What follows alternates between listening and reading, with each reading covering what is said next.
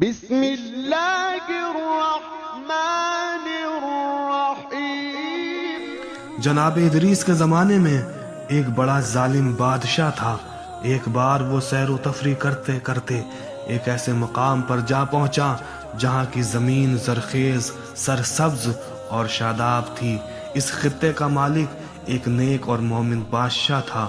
اس ظالم جابر بادشاہ نے ایک دن یہیں پر قیام کیا اور دوران قیام اس سرزمین کی شادابی کی وجہ سے اس نے یہ رائے قائم کی کہ اب میں یہیں رہوں گا اور اس سرزمین کو اپنی حکومت کا مرکز بناؤں گا۔ اس نے اپنے سپاہیوں کو بھیجا کہ جاؤ پتہ کرو یہ علاقہ کس کا ہے۔ سپاہیوں نے آ کر خبر دی کہ حضور یہ علاقہ تو ایک مومن کا ہے۔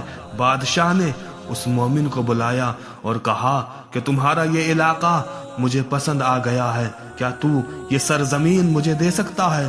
اس نے کہا حضور میں دینے سے مجبور ہوں، نہیں دے سکتا۔ تو اس ظالم بادشاہ نے کہا کہ پھر اس کی قیمت مجھے بتاؤ، میں اس کو ضرور خریدوں گا، اس لیے کہ یہ علاقہ مجھے پسند آ گیا ہے۔ اس بندہ خدا نے کہا میں اسے بیچ بھی نہیں سکتا کیونکہ میرا کام روزی روٹی اسی سے چلتی ہے، میں اپنے اہل و عیال کا پیٹ اسی سے بھرتا ہوں اور ہم لوگ اس زمین کی وجہ سے بہت اچھے سے اپنی زندگی گزار رہے ہیں، اس لیے میں اس زمین کو بیچ بھی نہیں سکتا۔ یہ ظالم بادشاہ جب اس زمین کے حاصل کرنے سے عاجز ہو گیا تو اسے بہت جلال اور غصہ آیا، لیکن وہ کچھ کر نہ سکا۔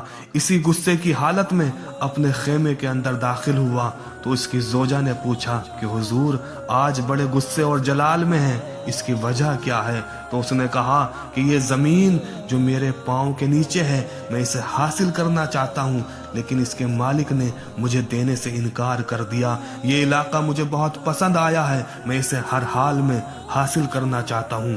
تو اس کی بیوی نے کہا آپ گھبرائیں نہیں، پریشان نہ ہو، میں اس زمین کے حاصل کرنے کا ذریعہ بتائے دیتی ہوں، اور وہ یہ کہ آپ اس کے مالک کو قتل کرا دیجئے، پھر سب کا سب آپ کا ہو جائے گا۔ بادشاہ نے کہا ہاں لیکن قتل کا کوئی بہانہ بھی تو ہونا چاہیے۔ اس کی بیوی نے کہا بہانہ میں بنائے دیتی ہوں۔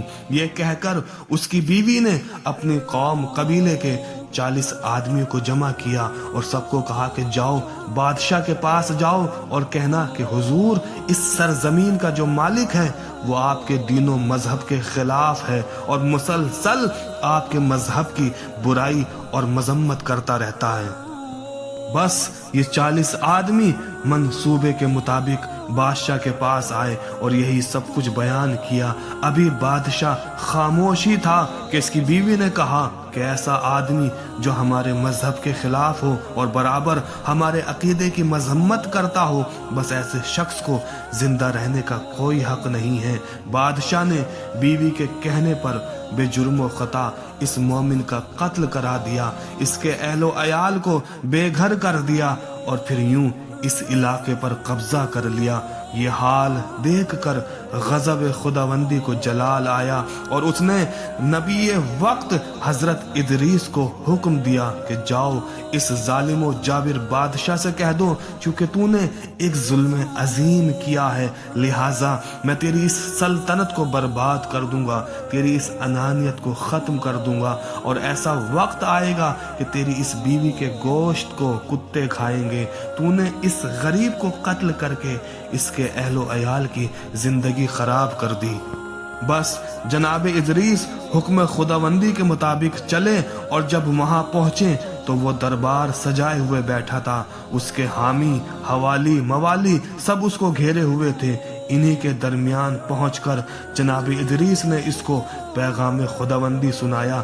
بادشاہ نے جو ہی یہ سب کچھ سنا وہ آگ ببولا ہو گیا اور کہا ادریس خیر اسی میں ہے کہ تم میرے دربار سے نکل جاؤ ورنہ میں تمہیں بھی قتل کرا دوں گا۔ حضرت ادریس پیغام خداوندی پہنچا کر واپس چلے آئے۔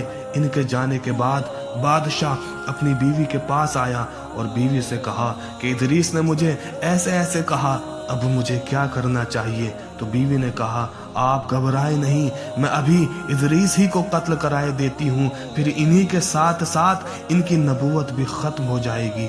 اب آگے ویڈیو میں ہم عرض کریں گے کہ اس قتل کے منصوبے کے بعد جناب ادریس کا انجام کیا ہوا۔